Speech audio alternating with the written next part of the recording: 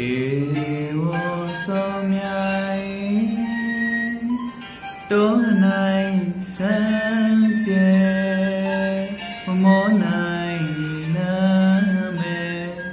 မောင်ရဲ့လိုက်ခဲ့ပါလားခွေဧဝသောမြိုင်တော၌စံကျဲမမောနိုင်နာမဲမောင်ရဲ့လိုက်ခဲ့ပါလားခွေလို့ညိုညိုဆန်းကခေါ်ပါမယ်မန္တလေးရွှေမြို့ရဲ့အရှိစီညမ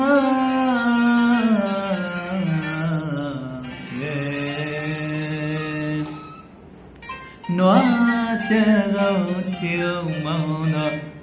မြေတုံဆောင်လေးမိတ်လေးကချာရလဲနွားတဲ့သောချီကောင်မောင်းတော့မြေတုံဆောင်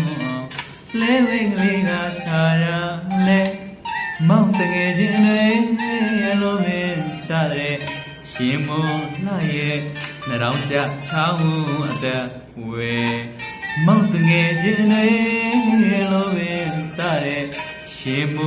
လာရဲ့နှရောင်းကြချောင်းအသက်ဝဲခရီးသွားကြတော့တမီးစားဘွားပါလို့ရဲ့ရင်ထဲပိုလိုက်နေမိတယ်ခရီးသွားကြတော့တမီးစားဘွားပါလို့ရဲ့ရင်ထဲပိုလိုက်ခိမိတယ်ကျမတို့အရွယ်လှဖို့ရဲ့အသက်မကြီးသေးပါမောင်ရဲ့တကယ်ပရိကလေးဆွဲဖို့ရွှေဆိုင်ရန်ကိုရောက်သွားလို့ဝဲပေါ်ရပြောပါမော်တော်ကားနဲ့ရဲ့လိုက်ခဲ့သူကုန်လုံးခုံမြင်မောင်ရဲ့ကွယ်လက်ကံဘွားကောင်းကြီးလေးနဲ့တမျိုးလာလို့ခံရတယ်အပေါ်ရပြောပါမော်တော်ကားနဲ့ရဲ့လိုက်ခဲ့သူကုန်လုံးခုံမြင်မောင်ရဲ့ကွယ်လက်ကံဘွားကောင်းကြီးလေးနဲ့တမျိုးလာလို့ခံရတယ်အသက်မကြီးသေးပါမောင်ရဲ့ဖေပရိကလေးဆွဲဖို့ရွှေဆိုင်ရန်ကိုအရောက်သွားလို့ဝဲ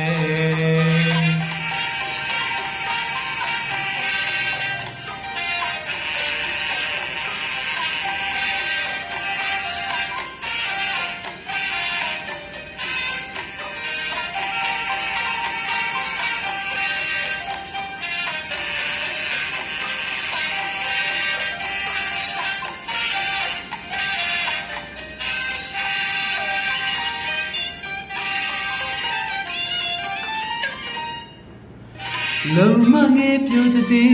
ရေကျူးရေခက်ဆင်းရတယ်ကျွေးနှပါတောင်အောင်ဒုက္ခဝရီပလီရစ်တဲ့မြေကမ်းသာဝဲရှင်လန်းဖြာရဲ့အဲ့ဒီအသက်စီရဝဲတရွယ်ပရိကလေးစိတ်လာရောင်စုံချဲ